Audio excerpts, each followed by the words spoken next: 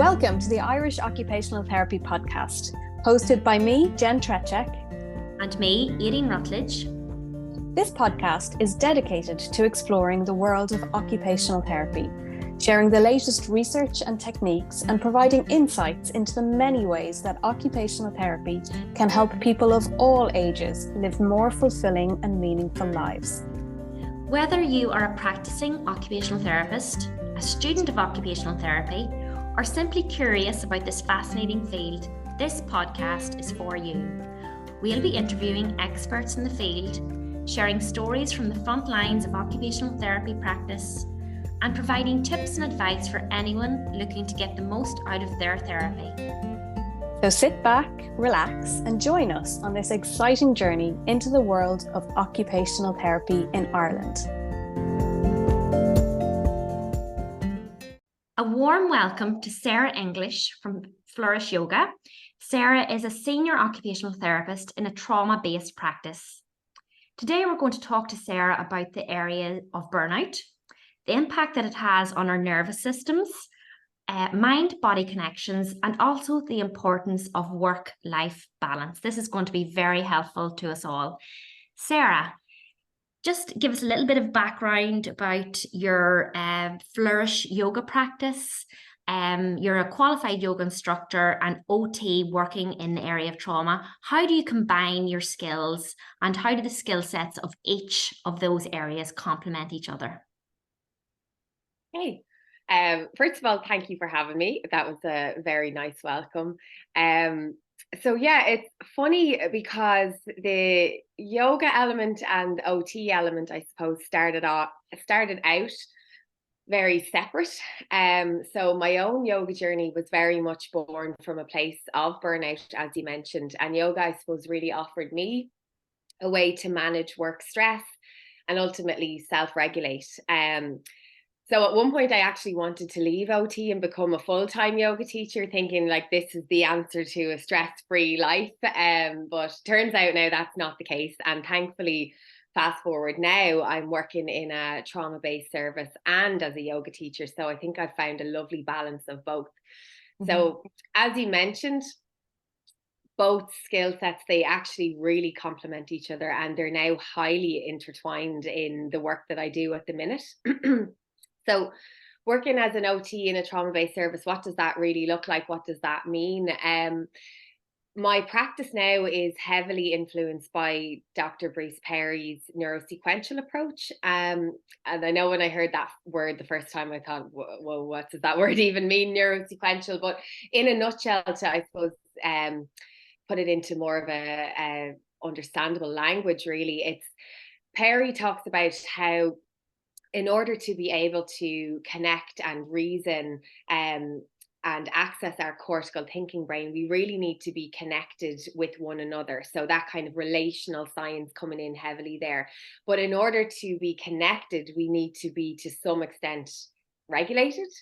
And so you can imagine then this is where the yoga piece ties in really nicely. So it's a bottom-up approach. And in terms of regulation, yoga really offers a modality and a tool to do that, working on a body-based regulation, interlinking our understanding of sensory processing and how yoga really complements that. So if we take, down dog, one of the most known, I suppose, yoga postures, from an OT lens, we're looking at that and thinking, okay, it's really stimulating our proprioceptive input, deep pressure, our head is upside down, so we're stimulating vestibular input. So they go really nicely together now, especially when working in that kind of neurosequential bottom-up approach, to enable us then to access more of that kind of cognitive thinking brain for young people who have experienced trauma. So yeah, that kind of is, I suppose, a whistle-stop tour of how the yoga and trauma-based OT interlink. In terms of how OT then guides my yoga practice, I actually think it influences everything in terms of my yoga offerings, from looking at the impact of the environment to how that supports our engagement. Is the environment sending cues of safety or danger, our activity analysis? And then again, as I mentioned, that kind of more in-depth knowledge of sensory processing. So they really are a lovely complement. So yeah, it's nice to be in a space where you can combine both. And so you would use your yoga practice daily in your actual work as an occupational therapist, Sarah? Yeah, so not always, dependent on the young person, dependent on the needs, but yes, I would use my yoga practice in my OT practice. So for example, at the moment, one of the most gorgeous, I suppose, interventions that I'm facilitating at the moment is a teenage group, and it's a group of young people who've experienced early life adversity and trauma, and we are meeting together. It's a yoga group that doesn't do that much yoga. We do a little bit of it, and we're really working through that neurosequential approach. So the teens come together. We're starting with regulating, so very gentle introductions maybe to some breath work. We are focusing on sensory discrimination, so being in the present moment by smelling different incense sticks, seeing what do we like that one, what does it smell like, and bringing us into the present moment to begin with. And then as the weeks have gone on, the girls really connect to each other, and we're connected social beings, I suppose. So to be able to facilitate that in a sensory rich environment is just so meaningful. And when you're working in this area of trauma, connection is one of the most powerful things that we can offer. So that's one example of how I suppose use yoga in my OT practice at the moment, but it's so much more than just a yoga group. We're using all of that doing, being, becoming, belonging, theory of OT, by bringing the teens together. And that's where the magic happens then, when they feel safe in their body, safe in the relationship with me, with each other. And then it has really led us into a place where we can actually explore interoception more, in terms of okay, what do these sensations in my body feel like? A lot of these young people would experience anxiety, so it has offered the space to go into that a little bit more, and actually talk about what does it feel like in my body when I do feel anxious, and connecting with that. So yeah, there's so many benefits to combining both skills, I think. Yeah, so your work with using Bruce Perry's model, that co-regulation piece, and then you're taking some of Kelly Mahler's work, the interoceptive, but not taking it from that worksheet-based approach, maybe that is true to her model, and using it more in practical terms, that it's relatable, I suppose, for teenagers, and also motivating. Exactly. And I suppose in the current group I'm talking about, it has naturally evolved from that kind of connection and shared experience, where one young person would speak about their experience, and then there's this aha moment within the group that actually, oh, someone else has experienced this as well. And that's where the teens have actually, it's been more of a, I suppose, young person led group. So because they were in a place to I suppose access that reflection and their cortex and thinking brain, because they were safe and connected to each other, it enabled us to go there. I wouldn't have necessarily gone straight in there, I suppose, unless I felt the young people were in a place to have those conversations. So yes, it's been very much about that shared experience, and then bringing in a lot of our OT frameworks as well of doing. So we're doing lots with that. So when we're talking about interoception as a group, we are maybe creating a body map and drawing using different colors, and what color are you going to use, and what does that, where in your body is that? And we've created, group projects, I suppose, out of this, that really, I suppose, at the beginning, I couldn't have predicted that we'd end up here, but based on meeting the young people and children where they're at. And following their lead with the group content, being flexible, having an open, some structure to the session and some ideas, but letting them take the lead and share their experiences. Yeah. And I think that piece of being seen and heard is massive when you're working in a real trauma-informed way, I suppose. And so that's majorly part of the work that I do. Yeah. Sarah, you shared there about considering leaving the profession. Thank goodness you haven't, because your skill and talent is absolutely needed within the field of OT. Can you share with us a bit about that lead up to considering that and your experience personally of burnout? Yeah. So I think it might be useful to start off with defining what is burnout. It's a term I think that's used a lot in terms of everyday language. You know, we kind of throw around the idea of, oh, I'm a bit burnt out or I'm feeling a bit stressed. So the latest definition, I suppose, of what is burnout from the World Health Organization, the ICD-11, that would define that there's three key dimensions. So one being the feelings of energy depletion or exhaustion. I think that's what most people are aware of when we think about burnout. Then we have that kind of, I suppose, negativity, cynicism, and that feeling of mental kind of distance from your job, and also the third key point being that reduced professional efficacy. So the sense of ineffectiveness, lack of accomplishment, and so they're the three kind of key areas. So energy depletion, that cynicism, and then that sense of ineffectiveness or lack of accomplishment. And I think, yes, we know about the energetic exhaustion, and absolutely that's a key factor. But for me, I suppose to put it into context, I was someone who loved being an OT, like annoyingly passionate OT.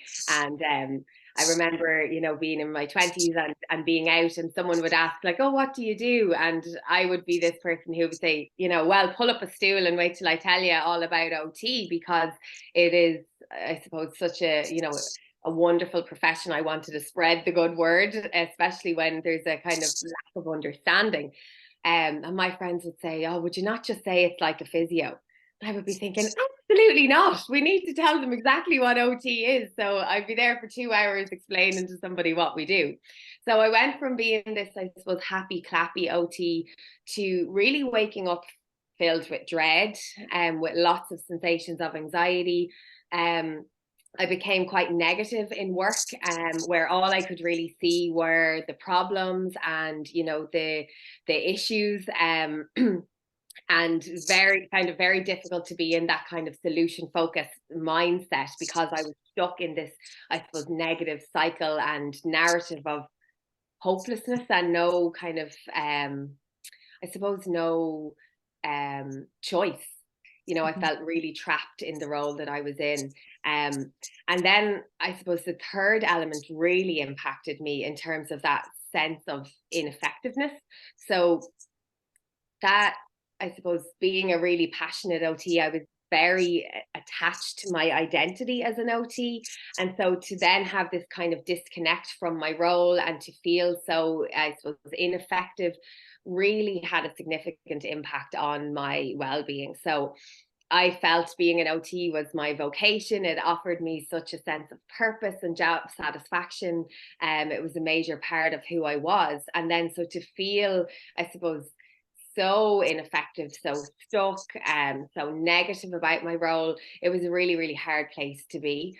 And I think those additional layers to burnout, where it really impacts your sense of self and being and purpose, that's when we're in really tricky waters, and when it's really, really messy, and it's much more than just being exhausted, which is very much an element of it as well. So thankfully, this is a story of hope and that post-burnout growth. So I didn't stay in that place, and it sounds cliche, but I am very grateful for that kind of, I suppose, difficult period in my life. And it really was the catalyst of what came next. It was the catalyst that brought me into yoga, that has sent me off on all of these other journeys that I never, you know, expected. So there's good things that come out of it as well. And Sarah, do you mind sharing a little bit more about the circumstances that led to the burnout? What type of working environment was that the major contributor? Was it the system? What led to the burnout initially? Yeah, I think that's a good question. If you were to ask me when I was there, I would absolutely have said it was all the system's fault, and working in a health service where I think there's no, I suppose, it's no big shock to say that, you know, the demands really outweighed the resources that we had. I was working in a service with over 6 years of a waiting list for occupational therapy for children. So that really took its toll on everyone within the who I suppose had to access the service, from service users, families, and staff as well. Obviously, today we're focusing on staff, but now when I reflect back, and this is part of, I suppose, the recovery process for me, I don't feel it was just that. I think that part of my recovery has been, I suppose, accessing therapy and understanding myself better, and understanding my own maybe beliefs, values, where I lie, you know, where do I place my self-worth, you know, understanding my attachment style. And there is an element of that kind of compulsive caregiving where you prioritize everybody else's needs before your own, that also leads to burnout. So I think it was a combination of I suppose systemic pieces, but also needing to understand myself better and do some of that, I suppose, self-work to know, okay, how do I set boundaries going forward? How do I say enough is enough? I finish at 5 and finish at 5, you know? So it was probably a bit of both. Thank you for that honesty, Sarah, because it's so helpful to hear, because I think in OT, so many of us are, you know, really in that caregiving role and kind of not prioritizing our own needs and even noticing our own needs. We're just like, no, I've just got to keep doing it because all these people are relying on me, and that kind of sense of nearly importance that we can hold. And it's not easy to recognize when you need to take that step back and to mind yourself. Yeah, absolutely. And it's also much easier to focus on everything external. That's the problem, than looking at yourself sometimes. But so yeah, that I suppose was part of my I suppose recovery from burnout, and how I feel I've kind of entered into this post-burnout growth stage, you know, is to have I suppose support from somebody external to myself.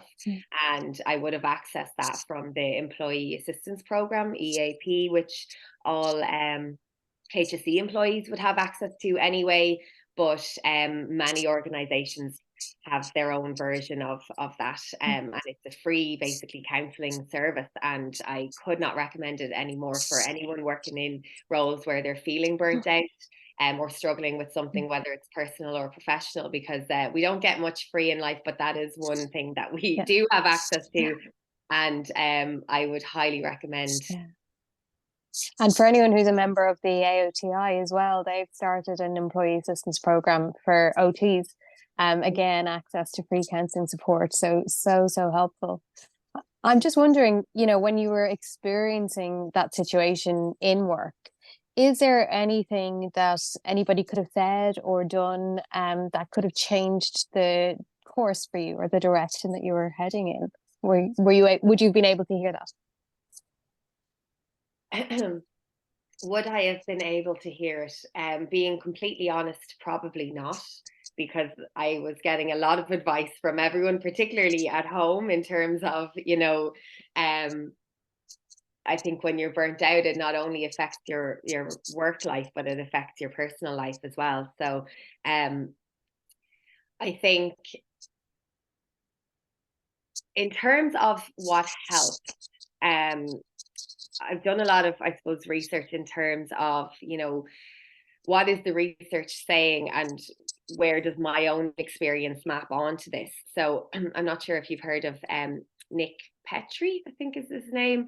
And basically he's in an area of leadership, and he's doing a big study at the moment on burnout. And I really resonated with his findings, I suppose. And I might share that actually in case it's of use to anybody else. And he would speak about how, in terms of burnout prevention and recovery for the individual, there's 3 levels. So level 1 is when maybe we're feeling stressed and we need to recover. So we're not burnt out yet, we're stressed, and we all experience stress in our lives. So he would talk about then that at level 1 we need self-care, and self-care is a big buzzword, especially as a yoga teacher as well, and like, what even is self-care, you know? So in level 1 self-care, he would identify, you know, creating kind of habitual breaks to unplug from work, you know, having device-free time in the evening. So, you know, not being glued to our phone, no work in the evenings or after a certain time, and then increasing, you know, time on that kind of opposite action or opposite world activities where we relax and recharge. So maybe that's going for a walk, going to yoga, maybe running your bubble bath. And I think we often think of these things when we hear someone is burnt out. We just need to increase our self-care. But that would be when we're stressed. Level 2 then is, I suppose, when that stress is becoming a little bit more constant. We're getting into more of a chronic stage here. And, you know, level 1 is not enough. So rest and recovery alone is not what you need. You need to make changes. So in level 2, it would be around mindset and behavioral changes. So learning to unfuse from your identity from work. And that was a massive one for me, because my identity was so enmeshed in being this super sonic OT who could do everything, you know, but actually I'm much more than that. We are all multifaceted beings. It's not just our role. So now I'm, you know, fiance, a daughter, a yoga teacher, I have a master's in education, I'm an OT, you know, there's all of these multifaceted things to me, and I'm not glued to my OT identity.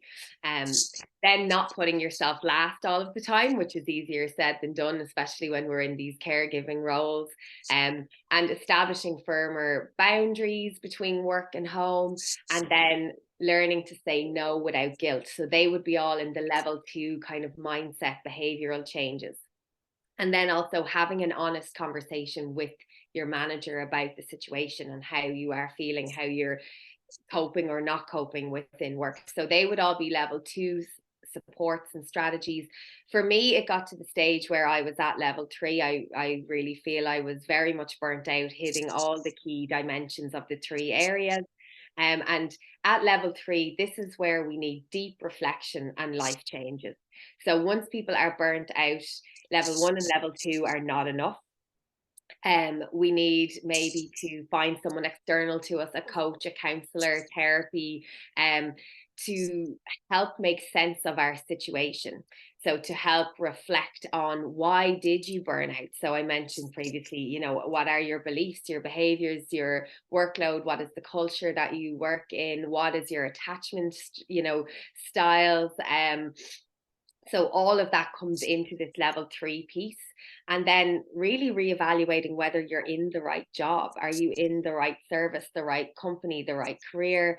Maybe stopping work completely for a time, or changing direction. So for me, I completely changed direction, and I took a role in children's mental health service, which was really aligned with me. And it was a 4-day-a-week role. Now, that some people couldn't understand why I would take a 4-day-a-week post when I've no kids. So why would you need to be working 4 days a week? But actually, this was very much part of my, you know, life work balance. So level 3 is where, if we come through it, where yes, the effects of burnout and the chronic stress become increasingly harder, but also it becomes increasingly more transformative if we come out the other side. So typically people who lean into a level 3 kind of support will emerge stronger eventually. And that's where that kind of idea of post-burnout growth comes from. So don't give up is the message. So yeah, I don't know if I answered your question at all there, but I thought that was useful to share for others. It's so relatable, Sarah, because I find myself, if I go through periods of not taking regular leave and proper breaks from work, you get on that treadmill, and it's really hard to get off. And you do start to feel that sense of, that you can't stop and have any sort of balance, and that things can't wait, and that you're so important to everybody, and it is really no one can do it other than me. I have to do it all. Yes. And it's only when you take a step back, a proper break, 2 weeks at least, that you can reevaluate and then get your priorities right. And I really like the idea as well, though, of the different levels, because there's nothing worse than if you were, say, at a stage of level 2 or level 3 and somebody saying, you just need to look after yourself a little bit better, and you just need to take a bubble bath, and you just need to get out for a walk. And that is so undermining and invalidating, because of course those things are helpful and, nice to do. But when you are feeling stressed to the max, it can feel like just more guilt, more things that I should be doing that I'm not doing well enough. And sometimes so being able to take doesn't help. Exactly. And it might if you're at more of that level 1 piece. Yeah. So yeah, to me, that I suppose this is in reflection. I came across that kind of levels, I suppose, approach that Nick Petrie speaks about, and it just really captured my experience that at a certain stage. So now when I'm stressed, yes, going for a walk, or I was saying to Aideen before we came on here that I took my shoes and socks off and I was, literally in the icy grass outside before we came on here, because my nervous system was starting to feel a little bit activated. So I literally grounded my feet in the ice cold grass, which is a bit out there for some people, I know, but it really helps me. But at the time of being burnt out, no amount of sticking my feet in the grass was going to cut the mustard, But now that's helpful, because I'd be more operating in that level 1 kind of stress comes, stress goes. Sarah, can you share with us about, you spoke earlier about the work of Bruce Perry and neurosequential model. Talk to us about the impact of burnout on our nervous systems. Yeah, so this is hugely interesting to me. I think it's definitely stemming from a personal and a professional interest in terms of really wanting to know more about the nervous system. So our nervous system, in kind of, how do I explain this? Our nervous system is like our personal surveillance system. So its job is to scan for signs and cues of safety and danger. So in terms of our nervous system, like burnout is a chronic stressor, which our nervous system is interpreting as threat or danger. So when we're in that chronic state of stress, it activates our sympathetic nervous system, or we may have heard more of our fight or flight response. So I suppose what that looked like for me was waking up with that increased heart rate, rapid breathing, chest pains, physical sensations of anxiety, digestive issues, stomach pains, sleeping difficulties, waking up at 3 a.m. and sending myself an email going, oh, I must do that or I'll forget, that overthinking, and really difficulty switching into rest and digest state of functioning, or more of that parasympathetic nervous system. So stress and burnout has a huge effect on our nervous system. And when we are, I suppose, in that activated state of our sympathetic nervous system, we're in our survival state. So our brainstem is in the driver's seat there, which really controls all of our autonomic bodily functions. And our ability to access that kind of higher order or cortical thinking brain is compromised or goes offline. So therefore, our ability to think rationally, to zoom out, to use perspective, to reflect, to see that we do have choices, all of that is really, really compromised. Because if you are under threat and in danger, you don't need all of that. You just need to run really, really fast and get out of there, or you need to fight your way out to protect yourself. So we often talk about, that caveman times where, the threat was literally a tiger or a lion. So we had all of these bodily sensations to protect us. Nowadays, in modern world, the threat might be an overwhelming workload that feels impossible to manage, or an email that comes in that tips you over the edge. So our nervous system doesn't know the difference between the caseload, the workload, the email, and the tiger. So it's a very, very interesting area, I have to say. And so, yes, the neurosequential approach then talks about how we need to, I suppose, meet our nervous system where we're at. We need to start with that regulation first, and then really connect with each other, because we are relational, connected beings. And then we can access our cortical thinking brain. So yeah, an interesting area for sure. So you can't think your way out of stress, is what we're saying. You need to regulate. Unfortunately not. Unfortunately not. So you can see how the yoga journey slotted in really nicely there, to, I suppose, provide a bottom-up way of regulating that really taps into the brainstem. That was one element of how yoga came into my own practice. So yoga is one healthy habit that you have. Can you share other healthy habits that are part of your weekly routine now, Sarah? Yes, I actually love this question because I want to make it very clear that I am not the picture of health and wellness. I think there's these, I suppose, misconstrued image of, if you're a yoga teacher, you must have all the healthy habits in the world. Particularly social media probably, doesn't help with that, vision.